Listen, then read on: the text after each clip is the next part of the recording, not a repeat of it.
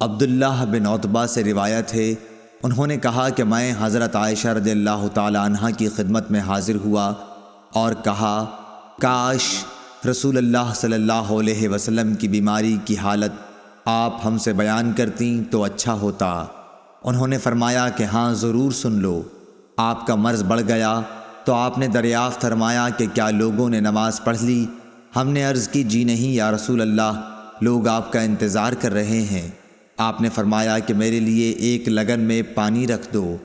حضرت عائشہ نے کہا کہ ہم نے پانی رکھ دیا اور آپ نے بیٹھ کر غسل کیا۔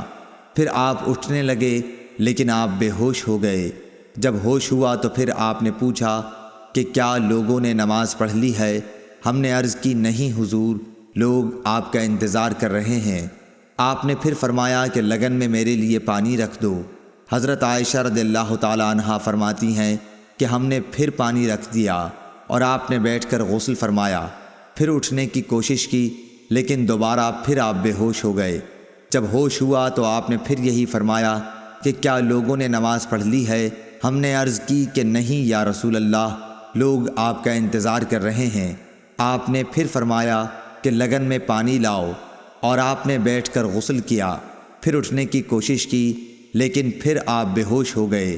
پھر جب ہوش ہوا تو آپ نے پوچھا کہ کیا لوگوں نے نماز پڑھ لی ہے؟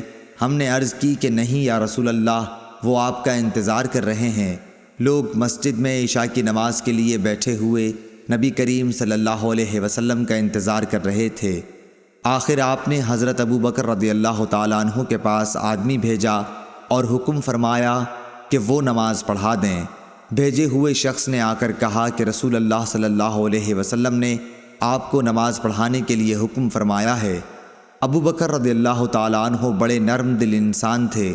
انہوں نے حضرت عمر رضی اللہ تعالیٰ عنہ سے کہا کہ تم نماز پڑھاؤ، لیکن حضرت عمر رضی اللہ تعالیٰ عنہ نے جواب دیا کہ آپ اس کے زیادہ حقدار ہیں۔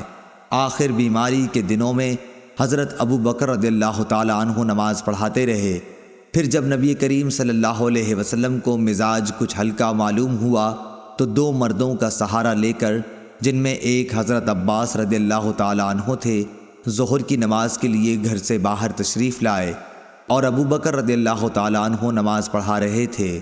جب انہوں نے حضور صلی اللہ علیہ وسلم کو دیکھا تو پیچھے ہٹنا چاہا، لیکن نبی صلی اللہ علیہ وسلم نے اشارے سے انہیں روکا کہ پیچھے نہ ہٹو۔ پھر آپ نے ان دونوں مردوں سے فرمایا کہ مجھے ابو بکر کے بازوؤں میں بٹھا دو۔ چنانچہ دونوں نے آپ کو ابو بکر رضی اللہ تعالیٰ عنہ کے بازو میں بٹھا دیا۔ راوی نے کہا کہ ابو بکر رضی اللہ تعالیٰ عنہ نماز میں نبی صلی اللہ علیہ وسلم کی پیروی کر رہے تھے اور لوگ ابو بکر رضی اللہ تعالیٰ عنہ کی نماز کی پیروی کر رہے تھے۔ نبی کریم صلی اللہ علیہ وسلم بیٹھے بیٹھے نماز پڑھ رہے تھے۔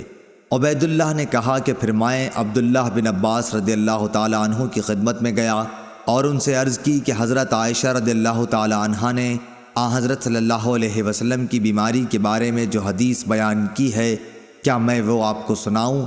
انہوں نے فرمایا کہ ضرور سناؤ۔ میں نے یہ حدیث ان کو سنا دی۔ انہوں نے کسی بات کا انکار نہیں کیا، صرف اتنا کہا کہ کیا عائشہ رضی اللہ تعالیٰ عنہا نے ان صاحب کا نام بھی تم کو بتایا جو حضرت عباس رضی اللہ تعالیٰ عنہ کے ساتھ تھے؟ میں نے کہا نہیں۔ آپ نے فرمایا کہ وہ حضرت علی رضی اللہ تعالیٰ عنہ تھے۔ صحیح بخاری حدیث نمبر 687۔